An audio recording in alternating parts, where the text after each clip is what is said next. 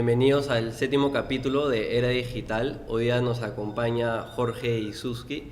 Él es gerente general y fundador de Innova Schools, una institución que en verdad a Santiago y a mí nos interesa bastante escuchar cuál ha sido el trayecto, cómo han logrado lo que han logrado, su expansión. Jorge, gracias por acompañarnos. Sé que eres un hombre ocupado. Es un privilegio tenerte acá. Bueno, gracias a ustedes por la invitación. Cuéntanos un poco de cómo nació Innova Schools. A ver, es una historia un poco larga porque eh, yo estudié ingeniería industrial y ejercí por 21 años la profesión en el campo de la distribución, la logística, de productos de consumo masivo, de todo tipo de productos. En realidad estaba vinculado con puertos, aeropuertos, agenciamiento de aduana, y después di el salto de educación. Pero la verdad es que yo descubro mi vocación por la educación cuando tenía 16 años. Yo estudié en colegio público, eh, vengo de una familia de bajos recursos, y cuando termino la universidad, el colegio, en el 7-6, quería postular a la universidad para estudiar ingeniería industrial, y ahí tenías la universidad en la carrera en dos universidades, en la UNI y en la de Lima. Entonces mi padre me dice, oye, postula a la UNI, ¿no? Porque la de Lima no te la puedo pagar.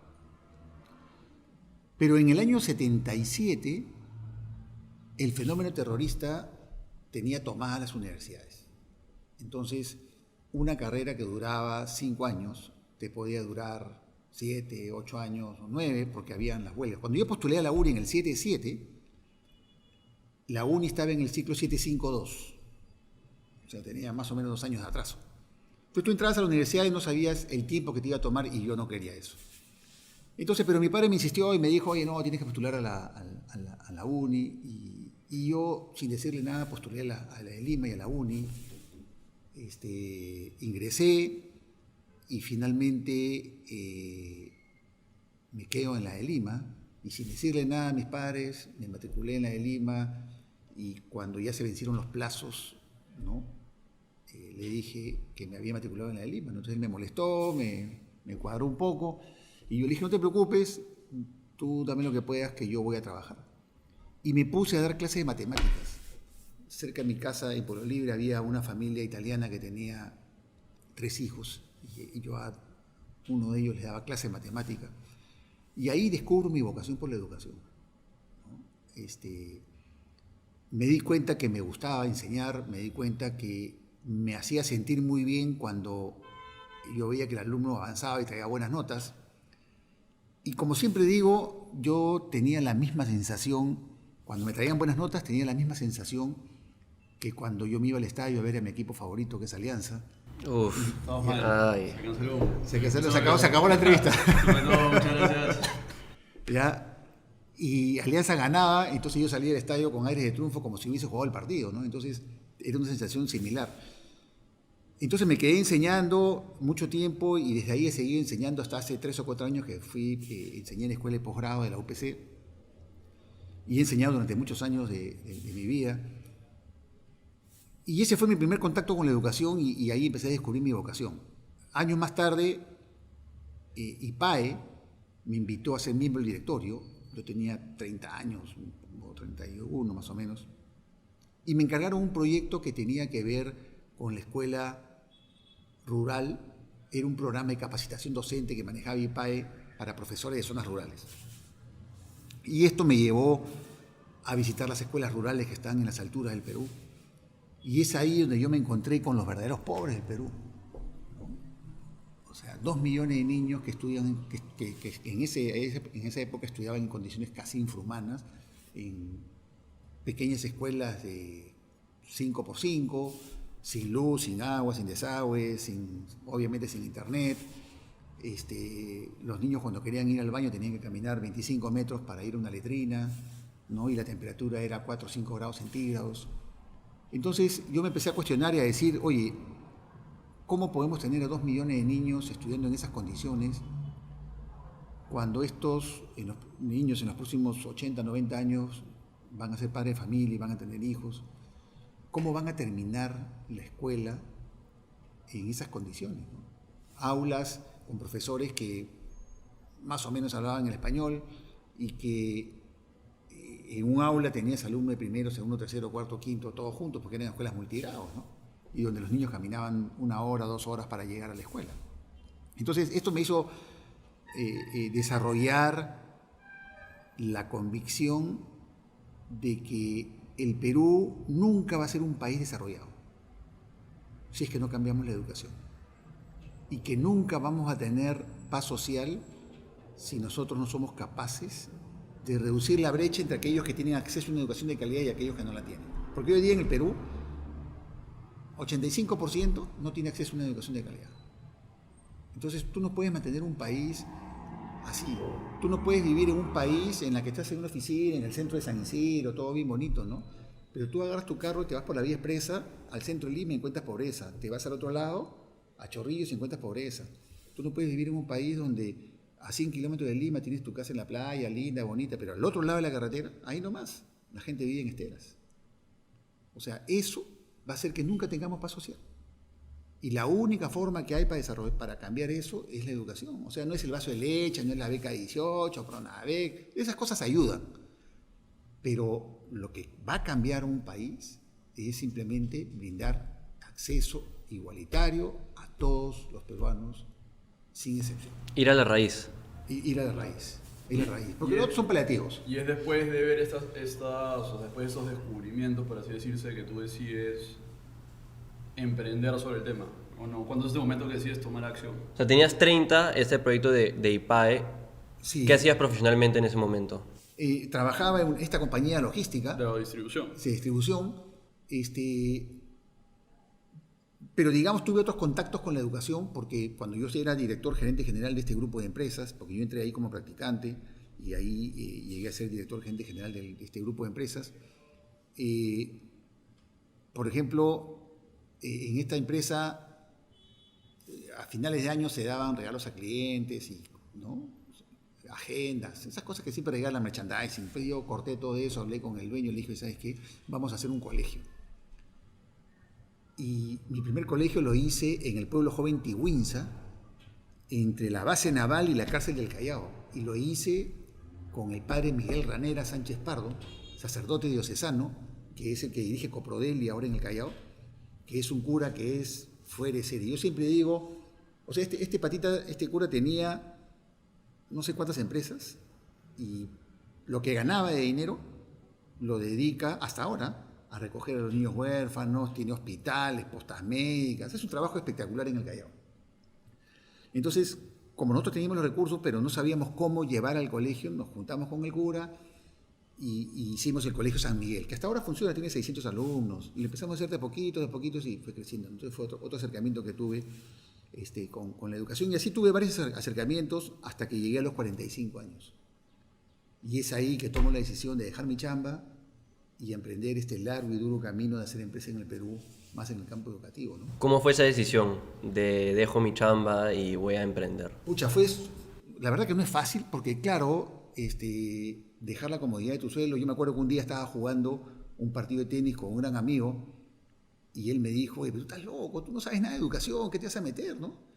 Y me dijo, oye, mira, ahora que termine el partido, anda a tu casa y agarra un papel y un lápiz y suma todo lo que te da la compañía.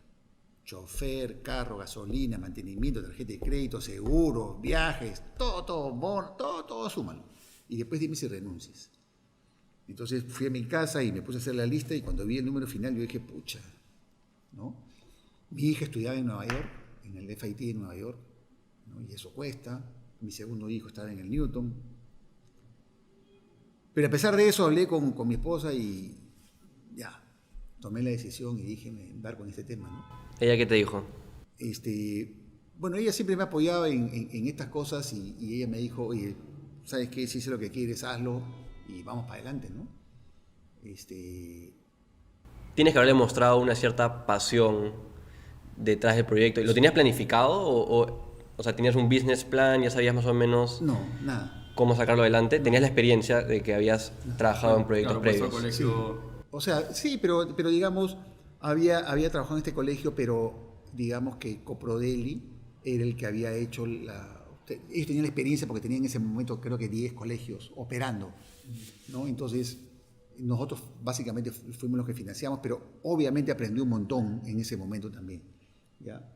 Pero cuando empiezo el proyecto no es que yo tenía un business plan hecho. Claro, una expansión. Cero. ¿Querés empezar con uno? Simplemente yo dije, quiero meterme en esta cuestión. No tenía claro cómo, no fue una idea mía original arrancar una cadena de colegios, todo. Simplemente yo dije, yo cuando tomo la decisión y ya cuando meses después, porque desde que dejé mi trabajo, cuando yo cumplí 20 años en la compañía, yo renuncié para empezar este proyecto. Qué incómoda esa fiesta de aniversario.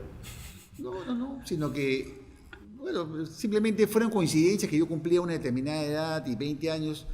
Entonces el dueño de la compañía, Osvaldo Sandoval, me dijo, oye, quédate un año más y ya después te vas. Porque habíamos hecho una compra de una compañía que estaba en proceso de hacer el takeover y que todo salga bien, ¿no? Entonces me quedé un año más, ¿no? Y después me quedé un año como director de las empresas del grupo y ya después me desvinculé por completo. Y en el primer año lo que hice fue viajar para ver sistemas educativos en el mundo, todo. Y después cuando ya vine, yo dije, oye, Chacacán lo que hay que hacer es empezar a construir una cadena de colegios, ¿no? Y esto también tuvo que ver porque cuando yo hacía distribución de productos de consumo masivo, tenía que hacer distribuciones pues en Lima Norte, en Lima Sur, ¿no? Los Olivos, te estoy hablando de los años 82, 85, que nos metíamos a la zona norte a hacer distribución de productos de consumo masivo. Entonces Los Olivos estaba creciendo, San Juan del Lurigancho empezaba a crecer, ¿no? Entonces, una de las cosas que también me llamaba la atención de esas zonas era que cada vez había más gente, más casas, pero no había servicios. Y yo juego mucho tenis. Y una idea que tuve fue poner canchas de tenis. Porque todo el mundo hace deporte y ahí no tenías nada, no había servicios, no había colegios. Entonces yo decía, oye, todos estos chicos, ¿dónde van a estudiar, no? Porque la ciudad crecía, ¿no? Caraballo, pues hoy día tiene 9 etapas, Santo Domingo, Caraballo tiene creo que 9 o 10 etapas y estaban en la etapa 1. Entonces, eso también me llamó la atención y después es que me puse a explorar mucho las zonas periféricas. Y mi conclusión fue que yo tenía que hacer algo para ese 85% que no tiene acceso a educación de calidad. El 15% que tiene, mira, se las arreglan como pueda. Si tus padres tienen billete, te las arreglas. ¿Te das cuenta? Pero si no, ¿qué haces? Claro. Entonces, mi primer foco fue, oye, yo tengo que hacer algo por ese 85%. Pero tu diagnóstico, o sea, primero todo lo que has hablado, hay un diagnóstico de falta de infraestructura, ¿no? Que es que tienes colegios en los que hay alumnos de múltiples grados en una misma aula, que tienen que ir a una letrina para ir al baño, que tienen que moverse mucho para ir al colegio, pero también hay una propuesta de valor con lo que tú haces ahora de metodología. Sí. ¿No? O sea, hay como un doble frente en ese aspecto. Entonces, sí. Tu primer aproximamiento fue, ya lo que se necesita son colegios cerca a las áreas, o sea, o colegios en las áreas donde no hay colegios, o sea, sí. En estas áreas que se han desarrollado, sí. Y donde entra ese foco de, ya, además de la infraestructura, es muy importante cómo se les está enseñando esto a estas personas. Mira, eso viene luego, pero cuando yo digo que tengo que orientarme a ese mercado, también coincide con otra cosa, que el Perú empieza a crecer desde el año 2003, ¿no? Y empiezan los ritmos de crecimiento de 4, 5, 6, 7%. Entonces, en ese momento, la clase media del Perú, esa clase media emergente, llegaba con la justa 5 millones. Y pasó a tener al año 2016 11 millones. Y cuando la clase, digamos, emergente aparece, lo primero que piden es salud y educación. Otras necesidades. Así es. Entonces, ese crecimiento también de la clase media me hizo ver a mí de que justamente esas zonas como Los Olivos, Comas, Caraballo, Puente Piedra, San Juan del Lurigancho, San Juan de Miraflores, Villa María del Triunfo, iban a tener una gran necesidad de educación y que el Estado no iba a responder como debía ser. Entonces, yo dije, ese tiene que ser mi foco. Y cuando empiezo, y ya con la idea de hacer los colegios, yo me tracé 2 objetivos en el año 2005. Primero, quería demostrar algo, porque mucha gente con la que yo hablé me decían, pero, oye, estás loco, o sea, ¿por qué te metes en educación? O sea, no tienes experiencia en educación. Y segundo, tú dices que quieres cambiar la educación del Perú, ¿sí? ¿Cuántos alumnos vas a tener? Porque el Perú tiene 8 millones de alumnos en esa época, ¿no? Y tú vas a tener acá 1 millón. ¿Cuántos vas a tener? 20.000. Entonces, ¿cómo vas a cambiar la educación? Entonces, yo lo que dije fue, oye, no, yo lo que quiero es demostrar que en el Perú sí se puede hacer educación de alta calidad como en los mejores colegios, a un costo que esté al alcance de las familias de clase media, con un modelo autosostenible. O sea, a tener un efecto demostrativo. Y segundo, yo decía que en el 2005, yo quiero que en el año 2021 mis colegios sean considerados como una de las mejores experiencias educativas del mundo. No del Perú, no de América Latina, sino del mundo. Entonces mucha más gente me decía, estás loco. Vas a patinar. Pero eso es lo que más motiva, ¿no? Sí, la verdad que yo tuve 2 emprendimientos. O sea, este tema del colegio y otro emprendimiento que tenía que ver un poco más con el tema logística. Creamos una compañía con unos amigos de la maestría que se llamaba Compras, que era básicamente ayudar a los bodegueros. O sea, lo que está pasando ahora, esas tiendas Listo, que ahora hay esas bodegas, Tambo, ¿no? O sea, queríamos modernizar a los bodegueros. Y trabajamos, no sé, un par de años en ese proyecto. La verdad que trabajamos un montón y al final lo cerramos. Y me parece muy ambicioso este proyecto que tú dices, ¿no? Tú dices, ya, sabes que hay una educación de muy alta calidad, pero muy costosa y muy exclusiva, solo está en ciertos distritos y muy pocas personas tienen acceso. Y luego tienes la educación masiva, que es de bajo costo, pero de baja calidad. Entonces tú vas contra el status quo diciendo, yo quiero alta calidad y bajo costo. Sí, correcto.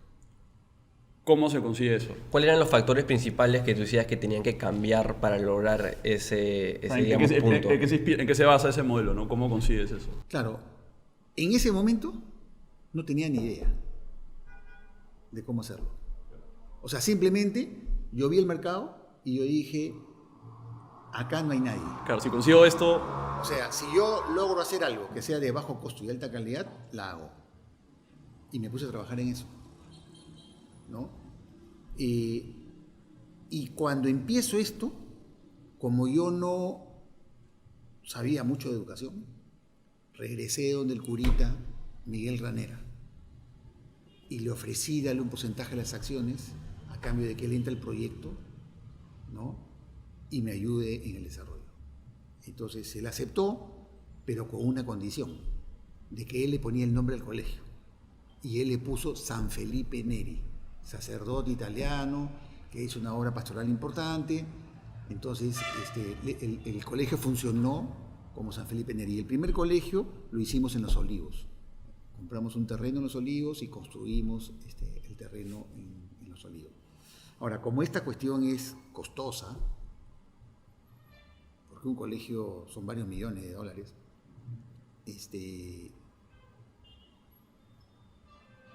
y el padre Miguel era un socio, digamos, técnico, también entró un amigo mío, Gonzalo Galdos, a ser socio del proyecto, ¿no? Y él también aportó. Entonces empezamos a hacer el primer colegio y la verdad que fue súper difícil. O sea, en esa época Gonzalo era director de la escuela de posgrado de la UPC, entonces yo era el único socio que estaba full time metido, porque el padre Miguel también tenía todas sus cosas en el Callao, ¿no? Y fue súper difícil porque, o sea, ¿quién matricula a sus hijos en un colegio nuevo, ¿no? Y sobre todo yo a veces invitaba a los padres de familia a charlas, ¿no? Entonces hacía las charlas, primero que no iba nadie, ¿no? Y es horrible hacer una charla con 2 papás, ¿no? Entonces yo ponía la sala para que entren pues 50, 60, venían 2, 3, y lo hacía todos los días, los sábados, iba los sábados, todo, para ver si era el día el que no acomodaba, ¿no? Y al final, cuando los padres me escuchaban, me decían, oye, interesante, ¿pero tú eres profesor? No, le decía. ¿Pero has trabajado en colegios? Tampoco. Pucha, ¿quieres que meta a mi hijo? ¿No? Si, ¿no? O sea, ¿en base a qué? ¿No? Y se paraban y se iban, ¿no? Entonces la verdad que fue súper difícil. Y logré convencer a 90. Y empezamos el colegio con 90 alumnos y 5 profesores. ¿Cómo lograron de ahí lo ir levantando? Bueno, yo creo que el atrevimiento que tuvimos, que tuvimos al no ser educadores, es de plantear un modelo diferente, que le gustó a los padres de familia, que venían de una educación tradicional y todo, ¿no? Entonces, tuvo buena acogida. Yo trabajé en ese colegio Los Olivos muchos años, en una oficina muy pequeñita o sea, realmente en el cuartito donde estaban las computadoras, los servidores, todo, ahí yo tenía un espacio y ahí fue mi oficina, trabajé como 4 años ahí, y de 4 años me fui desde la planicie hasta Los Olivos todos los días, ¿no? Desde muy temprano, y fuimos, el siguiente año tuvimos una mejor acogida, ¿no? Aumentaron el número de alumnos, el tercer año también aumentó, y ahí nos mandamos a comprar el segundo terreno, por La Encantada en Villa, ¿ya? En esa época terrenos baratos, ¿no? Nos compramos 5.000 metros ahí y empezamos a hacer el segundo colegio y se me acabó la plata. Entonces ahí tuve que tomar la segunda decisión dura y difícil, porque la primera fue dejar la chamba. Después hablar con mi esposa para echar mano de activos personales, para hipotecarlos y obtener un préstamo, porque no alcanzaba la plata. Y nuevamente ahí mi esposa me dijo, vamos para adelante, y nos metimos con todo. Terminamos el segundo colegio, porque los colegios se hacen por etapas, ¿no? Y en esa época me fui a todos los bancos a pedir préstamos, ¿no? Todos me dijeron que no, incluido el Interbanca, ¿no? Me dijeron que no financiaban startups y en educación tampoco, ¿no? Entonces ya estábamos con el agua que nos subía y nos bajaba, y a veces no había para pagar los sueldos de los maestros, tenía que poner la mía, ¿no? Entonces, en la desesperación, me fui a Washington a buscar al BID para presentarle el proyecto, ¿no? Porque ya en ese momento, ya yo había hecho un proyecto después de casi 2 años, ya había hecho un proyecto para hacer 15 colegios. Mi idea original fue hacer 15 colegios. Entonces, me fui al BID sin conocer a nadie, a preguntar por la gente encargada de educación, y la chica de la recepción me ayudó, me mandó con la gente de educación, y ahí encontré a José Luis Churriza, un arequipeño que trabaja allá, y él me derivó con la gente. Entonces empezamos a trabajar un proyecto para hacer 15 colegios. Pero claro, estos organismos multilaterales se demoran pues un montón, que hacen análisis, todo, ¿no? Entonces, Toda una burocracia, ¿no? ¿Qué crees que los llevó a ellos a aceptar la propuesta? yo creo que les interesó el tema, primero, de la educación, segundo, que estaba dirigido a clase media emergente, ¿ya? Y el BID es muy activo en el campo educativo, ¿no? Entonces empezaron a evaluar el proyecto, pero eso toma tiempo. En el interín, como eso se demoraba, pucha, ya no tenía más bancos acá, se me ocurrió ir a COFIDE, ¿no? Que es un banco de segundo piso. Entonces presenté el proyecto en COFIDE, y ahí Carlos Paredes, que la verdad que no sé si todavía está ahí, con Pepe Céspedes, que él sí sigue en COFIDE, vieron el proyecto, les gustó y me empezaron a ayudar a armarlo para presentarlo a directorio. Y lo presentamos en el directorio de COFIDE, y COFIDE me dio un préstamo de $250.000 a través del Banco de Comercio, ¿no? El Banco de Comercio también le gustó el tema, y ahí obtuve mi primer crédito. El agua empieza a bajar. La verdad que no bajó, porque ¿sabes qué? Decidimos comprar un terreno más. Ya, all in. O sea, ya estabas adentro, entonces ya... Claro, a ti no te pueden dar ni 10 soles porque tú lo... Claro.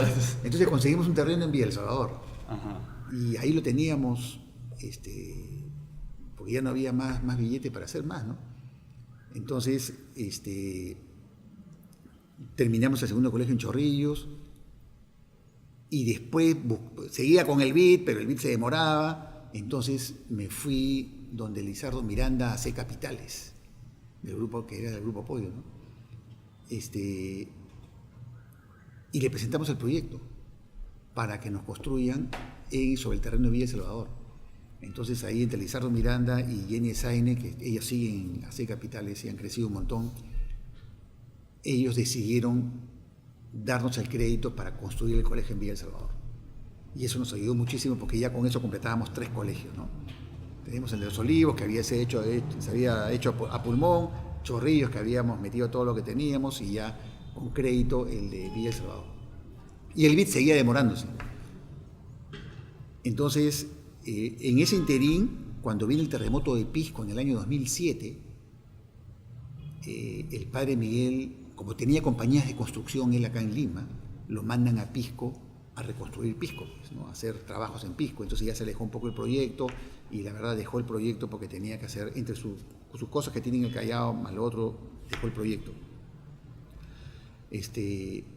Entonces ahí incorporamos a otro socio más, ¿no? Jorge Lazarte, que también puso plata para, digamos, comprarle a Miguel. Y a finales del 2009 yo recibo una llamada de Interbank y me dicen que querían conversar conmigo. Claro, ahora sí, ¿no? Claro, entonces yo dije, ya claro, ya tengo 3 colegios, ya tengo algunos alumnos, en esa época tenía 800 alumnos más o menos, ya ahora sí quieren hablar de negocio, ¿no? Entonces yo dije, pucha, perfecto, que vengan, y mi idea era, yo los voy a chotear, yo les voy a decir que sabes que no quiero. Entonces, fueron, y fue Carlos Rodríguez Pastor, CRP, fue con 5 o 6 personas más. Yo no lo conocía al tío, ¿no? Nada. Entonces,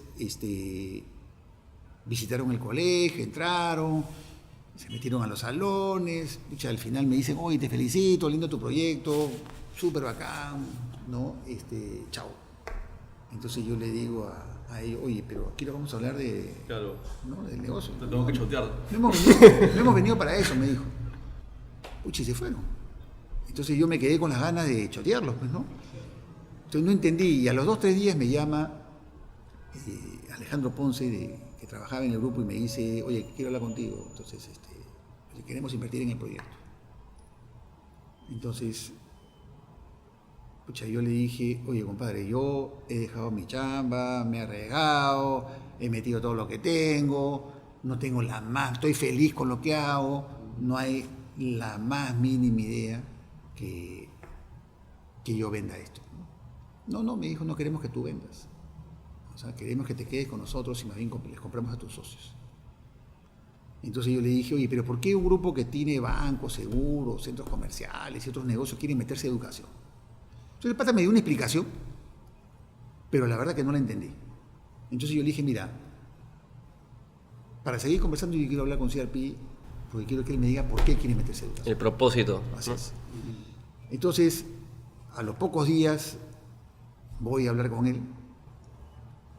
Y en la conversación, este pata me dijo exactamente lo mismo sobre la sostenibilidad del país, con otras palabras obviamente, ¿no? Pero tenía clarísimo que el Perú no va a ningún lado si no se hace algo por la educación. Y me decía, lo que tú estás haciendo hay que hacerlo en forma corporativa. Y me dijo, ¿cuántos colegios quieres hacer? Y yo le dije, 15.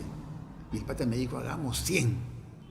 Pucha, yo lo quedé mirando y pensé entre mí y dije, este tío se fumó algo, dije, ¿no? Porque yo no sé si se pueden hacer 100 o no. Y le dije, ya la verdad, yo no sé si entran 100 o no. Me dijo, bueno, veámoslo. No sabes si entran por la escalabilidad de la operación o por la demanda. O por la demanda, por todo. ¿No? O sea, yo no había explorado tanto el mercado como para ver si podían hacerse 100. Claro. Pero en la conversación me quedó claro que en él y en el grupo había un genuino interés por hacer algo relevante en el tema educativo, porque coincidían conmigo que el único camino que hay para salir de donde estamos es a través de la educación. Entonces, eso a mí me convenció muchísimo, ¿ya?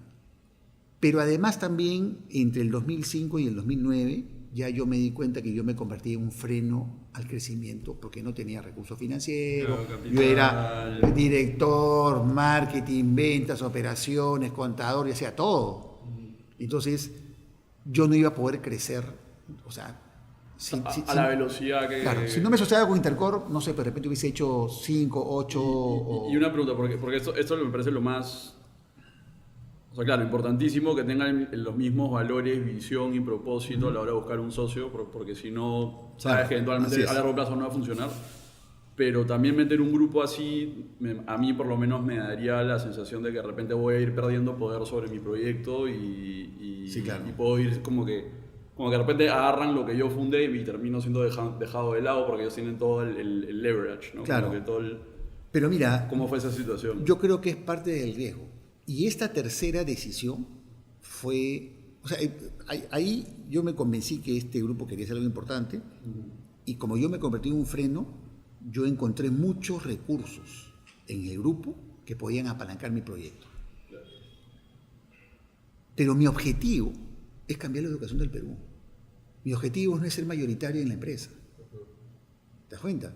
Entonces, para mí no es tan relevante el porcentaje que yo tengo en la participación de las empresas, sino cuánto impacto puedo generar en el país y si puedo cambiar la educación o no.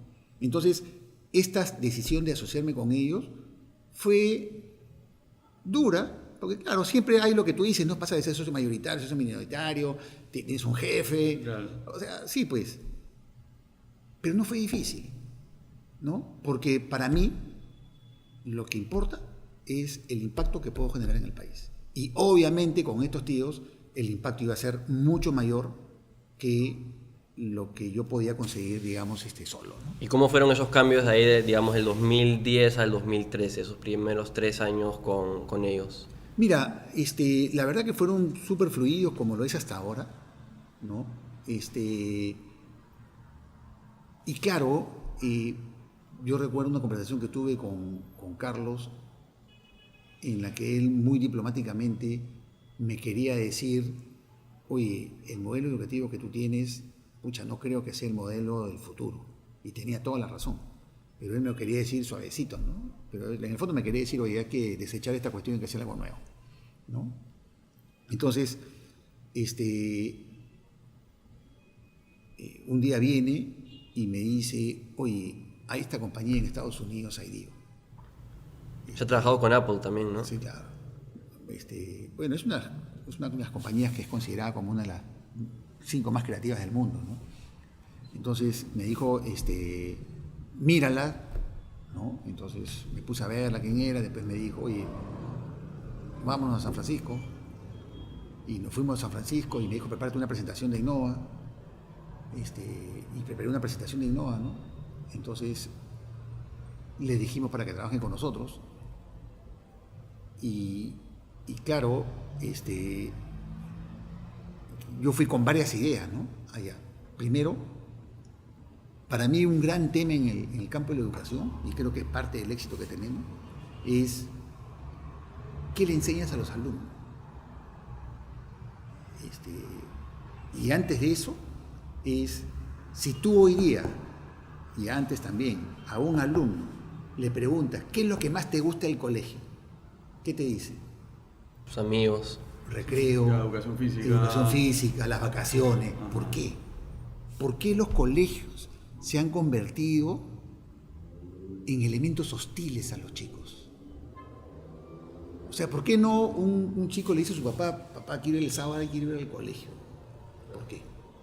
O sea, no les gusta ir al colegio, porque los colegios se han quedado en el tiempo. O sea, los jóvenes y los chicos, los niños han evolucionado, todo ha cambiado y la escuela no ha cambiado. Entonces, yo me cuestionaba y decía, ¿cómo hago para que los alumnos maten por venir al colegio? Segundo, oye, ¿qué les enseñas? Porque la responsabilidad que tienen los colegios y los padres de familia es preparar a los niños para que ellos sean exitosos en el mundo que les va a tocar vivir, que no es este mundo.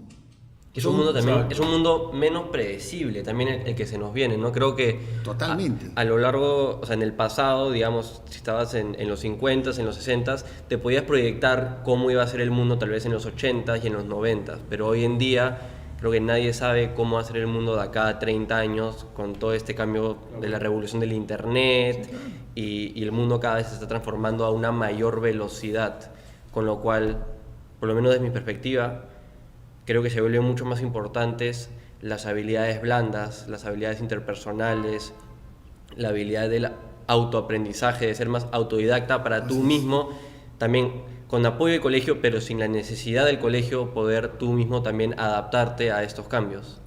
Definitivamente es totalmente cierto, y un niño entra hoy día a los 3 años, termina después de 14. O sea, hoy día un niño llega al colegio a los 3 años y va a terminar dentro de 14 años. ¿Cómo va a ser el mundo en 14 años? Nadie tiene ni idea. Entonces, ¿qué le enseño? ¿Para qué me mato enseñándole materias? A memorizar. Ese es un tema. Y tiene que aprender a seguir aprendiendo, Claro. porque él va a salir del colegio y el mundo va a seguir cambiando cada vez más rápido. Entonces Así no es un es. tema de conocimientos técnicos, sino de las habilidades para adaptarse, seguir adaptándose al mundo, ¿no? Otro de los cuestionamientos que tenía es, oye, ¿cómo haces para captar la atención de un alumno? O sea, yo ahora que estoy en el campo educativo, admiro a los profesores, porque yo creo que no hay nada más difícil que entrar a un salón de cuarto y media a hacer una clase. O sea, a los chicos no les interesa quién está al frente, que los que están hablando, y lo único que quieren es el celular y estar chateando con 10 amigos a la vez. ¿Te das cuenta? Entonces, ¿cómo haces tú para capturar la atención del alumno y mantenerlos en la clase 40 minutos? Es súper difícil. El esfuerzo que hay que hacer es enorme, y ese esfuerzo lo hacen los maestros todos los días en los colegios. ¿Y qué plantearon ustedes? Bueno, ahí nosotros empezamos a ver, y lo que hicimos fue crear un modelo que es un blended, que ahorita te lo explico, pero el tercer cuestionamiento que yo tenía después de ese era, si tú tienes un buen profesor, tú puedes aprender mucho. Si no te toca un buen profesor, aprendes poco. Entonces, ¿cómo haces para romper esa barrera? Para que no dependa, ¿cómo superas el techo del profesor? ¿Te das cuenta? Porque todos hemos tenido alguna vez algún profesor extraordinario, pero también hemos tenido malazos, ¿no? Por lo general son más los malos que los Yo extraordinarios. tuve un profesor buenazo que se llamaba Miguel Montes, que este pata siempre me decía, oye, Suski, apunta a la luna, porque aún si fallas, vas a estar entre las estrellas. Durante todo el tiempo que estuve en el colegio me cruzaba con él en el patio y me decía, Suski, me hacía así, me señalaba así. Entonces mis amigos me buleaban y todo el mundo me decía, Suski, me hacía así, me hacía así. Pero ese pata me metió en la cabeza que uno tiene que meterse con metas muy altas, ¿no? Muy, muy altas. Y le agradezco mucho. Entonces, con todos esos cuestionamientos, nos fuimos a IDEO y le dijimos, queremos hacer un modelo que rompa toda esta cuestión y que cueste máximo $100 al mes.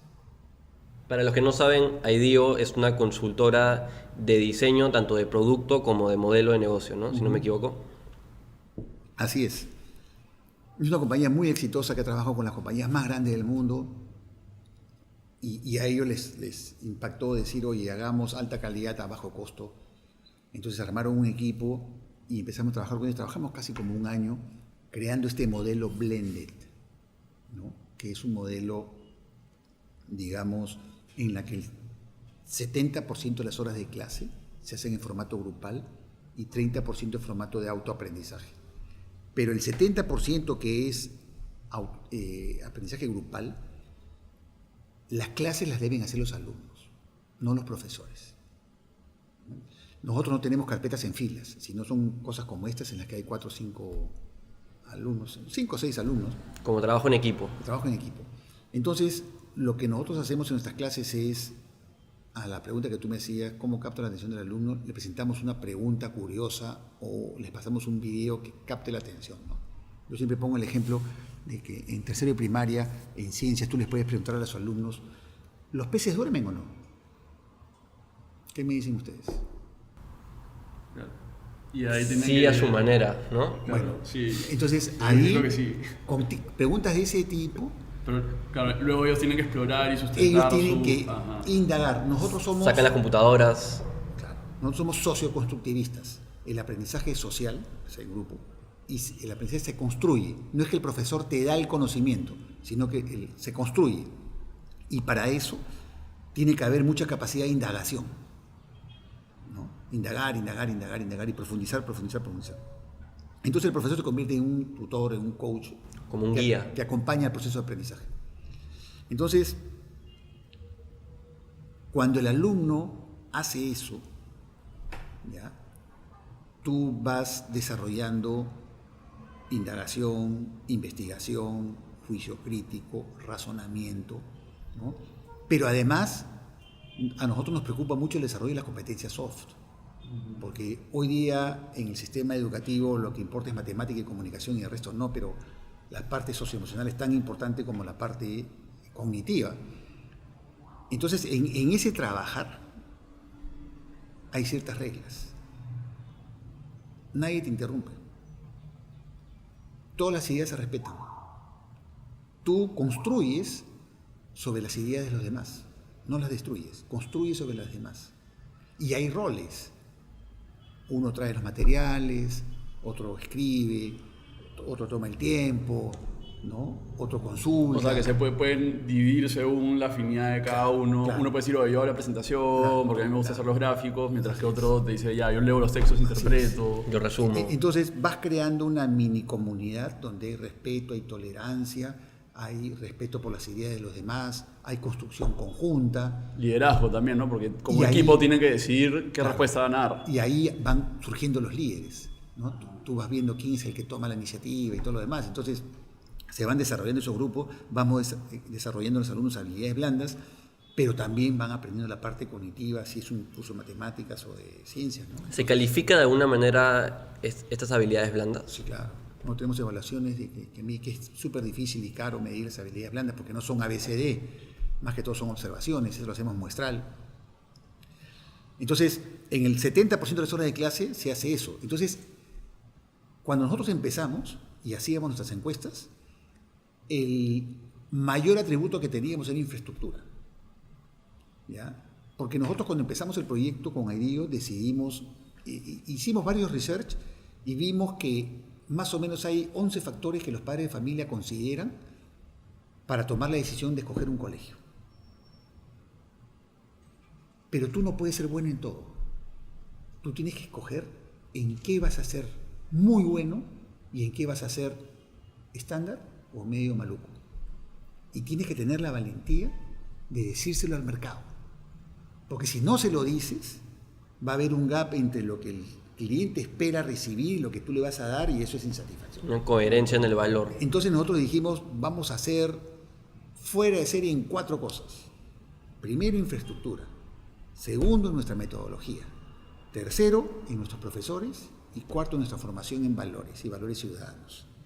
Y una pregunta, ¿qué estás dejando de lado? Exacto. Entonces? Por ejemplo, si tú quieres que tu hijo, tú vienes al colegio y me dices, oye, mi hijo es deportista y el pata nada, postas 4%, yo te digo, este no es el colegio, no tengo piscina. Oye, mi hijo toca el violonchuelo y necesita un colegio donde hay creativo, artístico. Algo, orquesta sinfónica. O sea, aquí no es.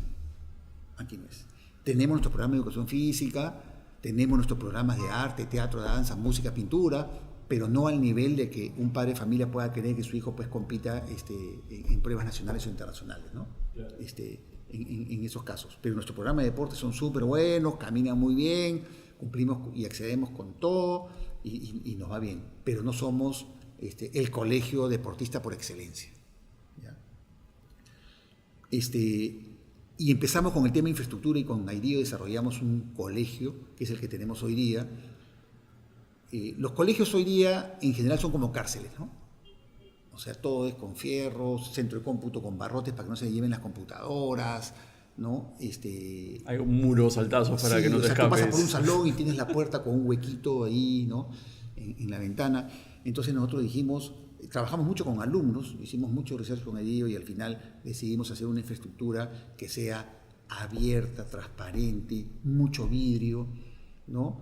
Colores muy fuertes, verde limón, tenemos colores que son verde limón, ¿no? Con un gris clarito. Los pabellones no son rectos, son oblicuos, tienen formas que dan movimiento al colegio. Entonces hemos creado un ambiente lúdico para el estudiante, ¿no? Y eso también lo hicimos porque en el Perú hay más o menos entre 12.000 colegios privados, pero 80% son de muy mala calidad, funcionan en casas, departamentos. Entonces nosotros dijimos, oye, tenemos que hacer algo realmente diferenciador y tenemos que ir a Comas, Caraballo, Puente Piedra, San Juan de Lurigancho, Villa María del Triunfo, Chincha, Huacho, Juliaca, Huánuco, con una infraestructura que sea imponente. Y me da mucha curiosidad porque concuerdo con todo lo que dices en el sentido de que la educación del colegio tiene que activar la curiosidad del alumno. Me parece que la metodología está muy bien, pero suena carísimo todo lo que dices. O sea, lo de que vamos a hacer una arquitectura que ni siquiera es recta y ajenadora, sino curva y lúdica con los colores, que vamos a hacer una metodología de aprendizaje blended, participativa, que es como un coach.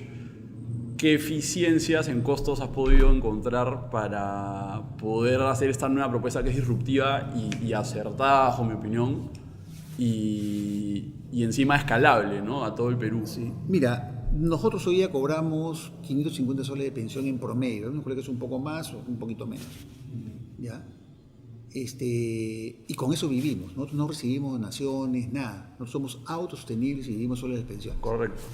Entonces, hoy día con 54 colegios yo puedo decir que sí es posible hacer educación de alta calidad como en los mejores colegios a un costo que esté al alcance de las familias de clase media peruana con un modelo autosostenible. Los resultados de nuestros alumnos son súper buenos. Claro, nosotros tenemos diferentes formas de medirlo, ¿no? Porque tú no puedes medir la calidad de un colegio solo por las pruebas nacionales de matemática y comunicación. Eso no es así. Pero si tomamos ese elemento, mis resultados son 3 veces en matemática que los promedios públicos urbanos, no considero los rurales, solamente los urbanos, y el doble que los colegios privados, mis alumnos. Si yo comparo el rendimiento de mis alumnos con los 10 colegios top del Perú, esos que cuestan $1.000, $1.500 al año y que tienes que pagar $10 o $15.000 de cuota de ingreso, ellos en comunicación me llevan 7 puntos y yo les llevo 5 puntos en matemática. Bien. ¿Te das cuenta? 86% de mis egresados están siguiendo estudios superiores en las mejores universidades. ¿Okay? Tengo alumnos que están yéndose becados al extranjero. Tengo varios casos destacados de esos. La performance de mis alumnos en las universidades, porque las universidades privadas reportan, por ejemplo, la Universidad Católica me dice que el 41% de mis alumnos está en 10º, 3º o 5º superior. Algunos de ellos becados, con medias becas, y estos chicos están compitiendo con los que vienen de los colegios top y están en la Católica. ¿Te das cuenta? Entonces, 28% de mis egresados estudian carreras vinculadas a las ingenierías, 12% a los negocios, 7% medicina. O sea, los resultados que estamos teniendo son súper buenos, súper buenos. Entonces, sí es posible hacer educación de calidad a un costo razonable. ¿Okay?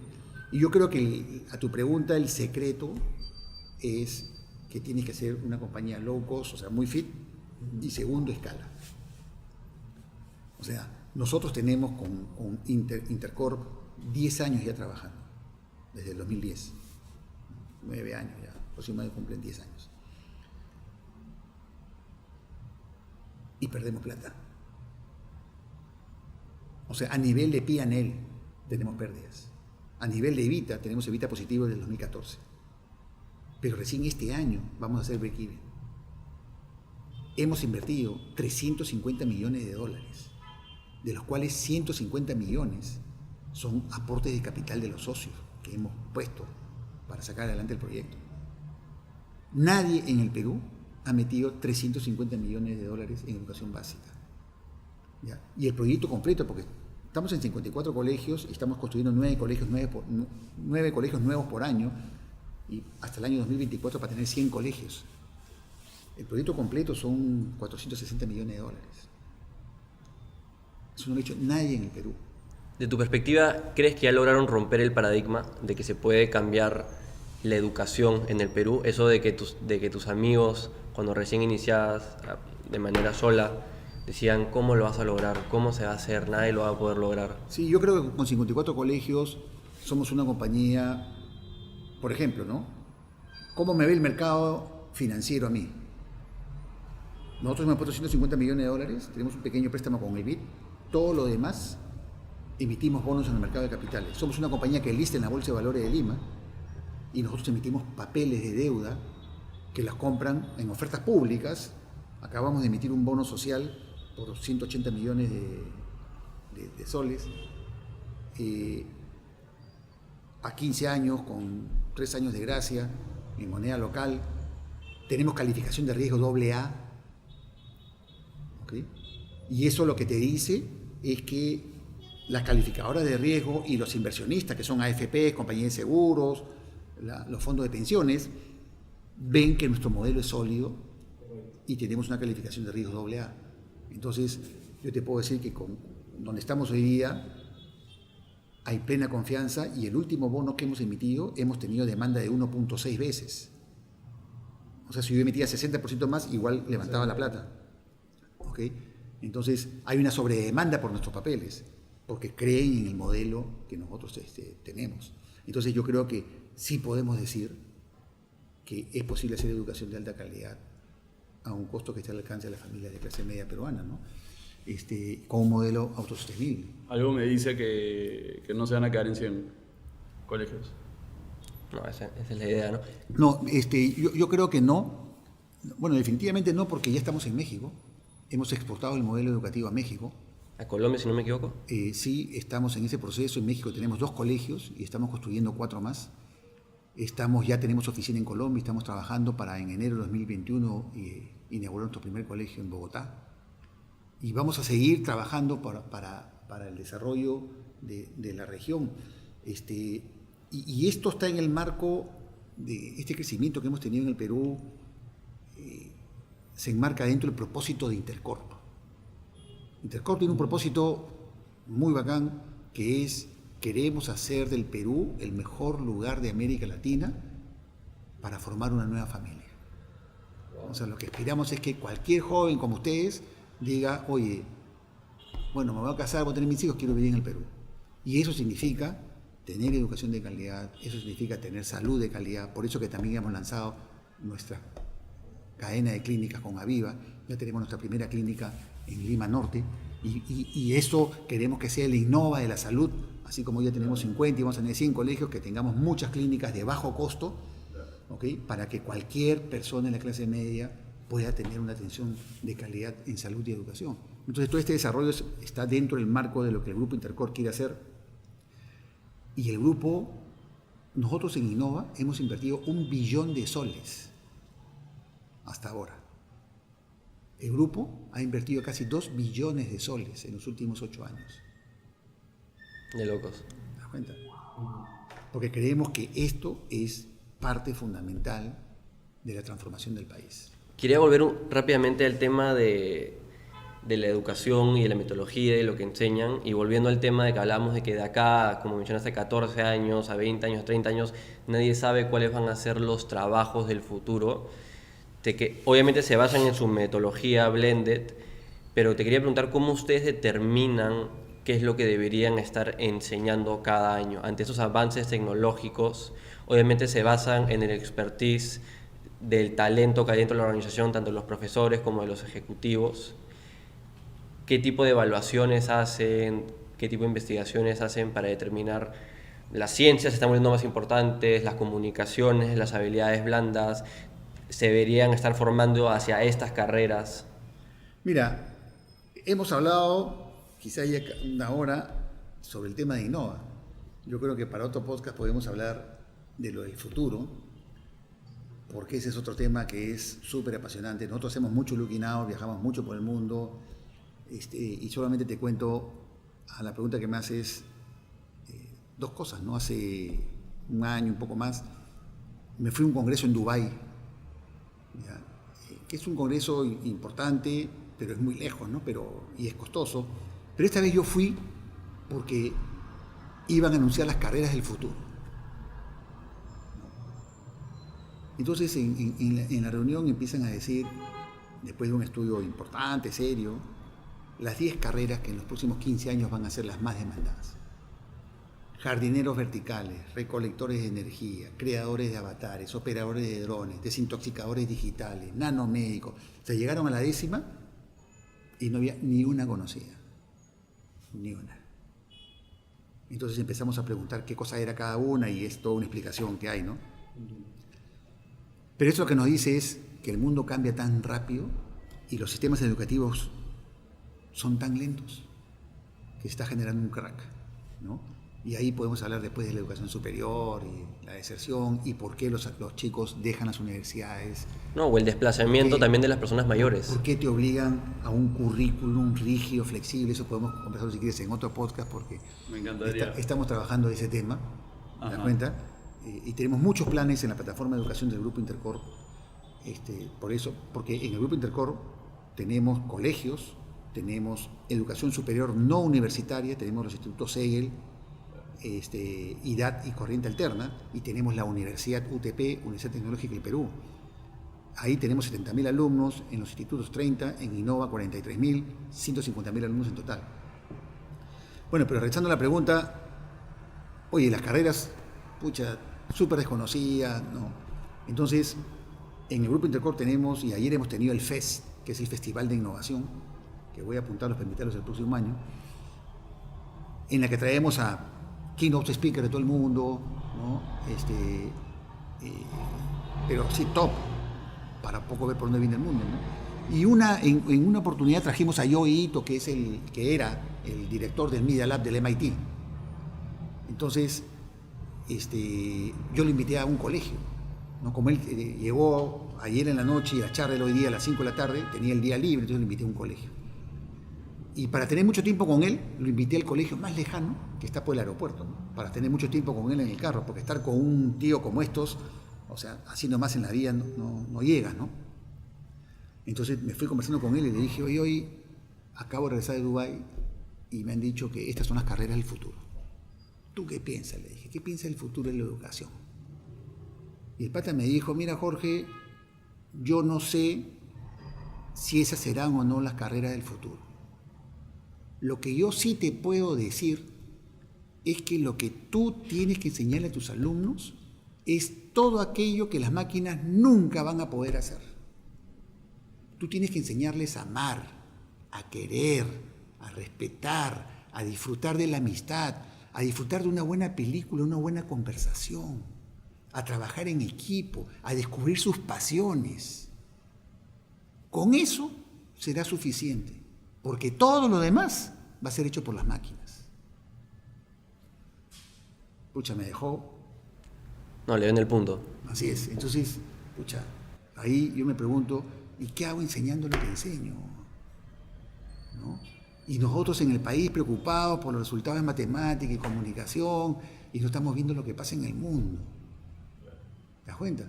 Entonces, cosas como estas son las que te hacen cuestionar lo que tú estás haciendo y te lleva a ir por caminos disruptivos que muchas veces el mercado no lo entiende, pero que tienes que trabajarlo para que los padres lo entiendan, porque muchos padres lo que quieren es que sus hijos estudien como ellos estudiaron, ¿no?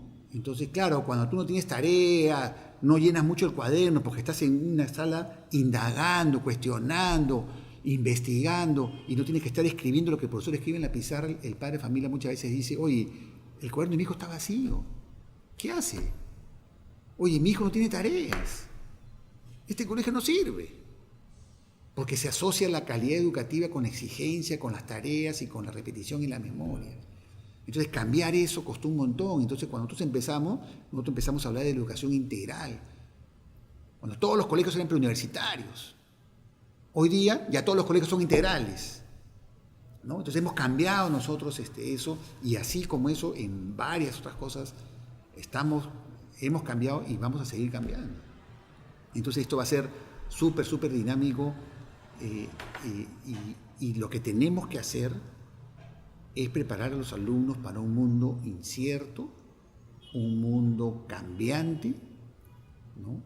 Entonces, los chicos tienen que tener hoy día la capacidad de poder enfrentar escenarios inciertos.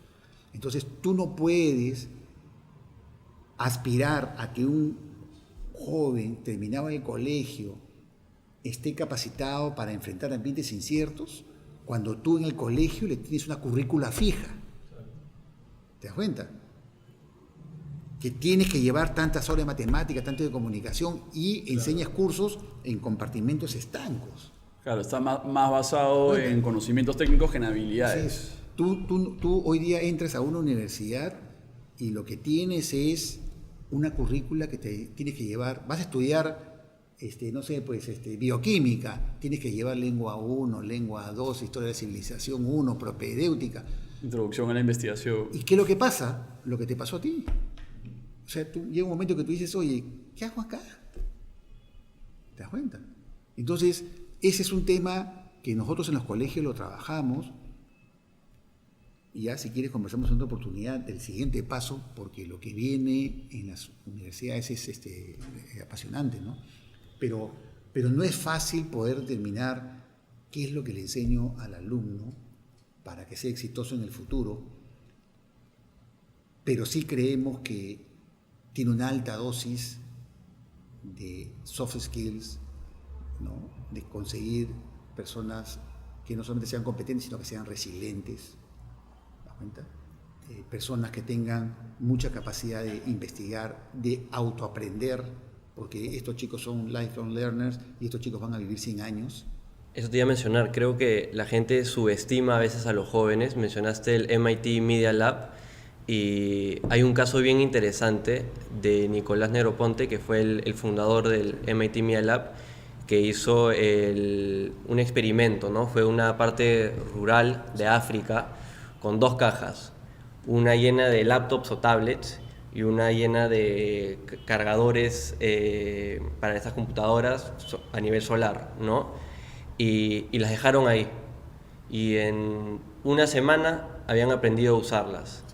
Y en un mes habían aprendido a, de cierta manera, hackearlas y abrir nuevos programas y nuevas fuentes de información para ellos mismos autoaprender basado en el Internet, ¿no? Creo que, como mencionas, en muchos casos se basa simplemente con darle nuevas oportunidades, nuevas herramientas, tanto en el Perú, a zonas que no han tenido esta oportunidad, como en otros países.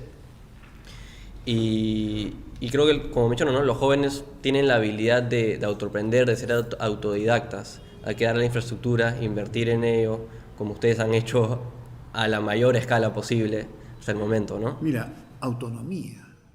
O sea, los padres de familia, por naturaleza, somos sobreprotectores. Muchas veces creemos que los chicos, los niños, no son capaces de hacer cosas y son totalmente capaces. Entonces, trabajar con el tema de la autonomía es súper importante, ¿no? Los gringos dicen, hay 2 tipos de niños, ¿no? Los niños push y los niños pull. Los niños push son, Diego, levántate, apúrate, vas a llegar tarde al colegio, baja a tomar desayuno, corre. O sea, ¿qué es lo que están haciendo? Te están arreando toda la vida. Tú creces así y cuando crezcas te vas a buscar a una pareja que te arrie, porque así te formaron. O un jefe que te trata así. Así es, o sea, estás acostumbrado a eso. A diferencia de los niños pull, que son los niños que avanzan solos y que más bien tienes que decirle, oye, tranquilo, compadre, suave, ¿no? Pero avanza. Entonces es una decisión personal. ¿Qué tipo de hijo quieres? ¿Quieres un hijo pull o un niño push? O sea, es una decisión de cada familia, ¿no? Entonces, y en función a eso tú buscas el colegio, buscas la forma de formarlo, ¿no? Pero la autonomía es súper importante porque la sobreprotección es muy mala, ¿no? Y nosotros creemos, y además inconscientemente hacemos cosas, ¿no? O sea, es muy común que un niño de 3 años que está empezando a caminar más o menos, ¿no? Y sube la escalera solo, ¿qué le dice la mamá o el papá?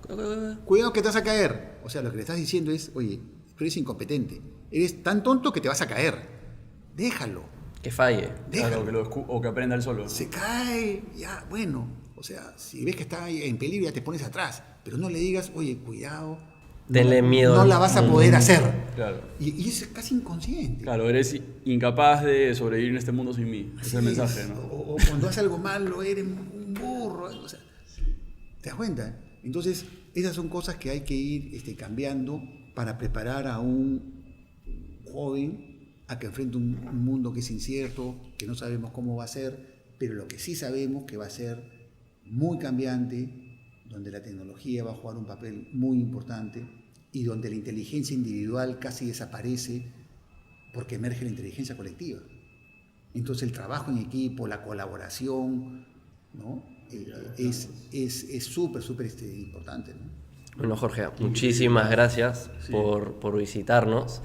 No te queremos quitar más el tiempo. En verdad creo que es una increíble historia. Es increíble el esfuerzo que has dedicado desde antes de haber estado con Interbank, y me imagino que la pasión por el proyecto está en su máximo nivel y van a seguir haciendo cosas increíbles por el país y por Latinoamérica, como lo veo. Sí, en verdad te felicito. O sea, creo que coincido muchísimo con toda la visión que has pintado de hacia dónde debería moverse la educación, y en verdad me alegro que estés escalando este proyecto porque creo que va a ser bastante bien. Me encantaría volverte a tener como invitado para hablar ya no solo sobre Innova School y lo que has venido haciendo, sino todo este abstracto de qué es lo que se viene en el futuro. Es un tema que me apasiona bastante también. Y si eres padre, familia, Innova Schools, matrícula 2020 en línea ahorita. Ajá, y eso, en verdad, muchas gracias por venir. Perfecto, gracias a ustedes y cuando quieran, conversamos nuevamente. Excelente. Hola, yo soy Santiago. Y yo soy Diego. Y somos cofundadores de Base Media.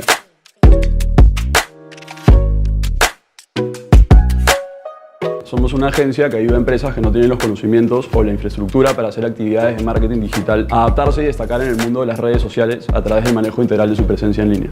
Otras organizaciones comprometidas con destacar e invertir en plataformas digitales fallan más que nada por una oferta del mercado. Tienen que recurrir a diversos proveedores como una agencia de publicidad, una productora, una agencia de medios y muchas veces una agencia de relaciones públicas para en verdad abastecerse de todas las funciones necesarias para una estrategia de marketing digital balanceada. Y esto genera mayores costos, mayores ineficiencias por tener a todos estos proveedores divididos en diferentes lugares y no tenerlos bajo un mismo techo.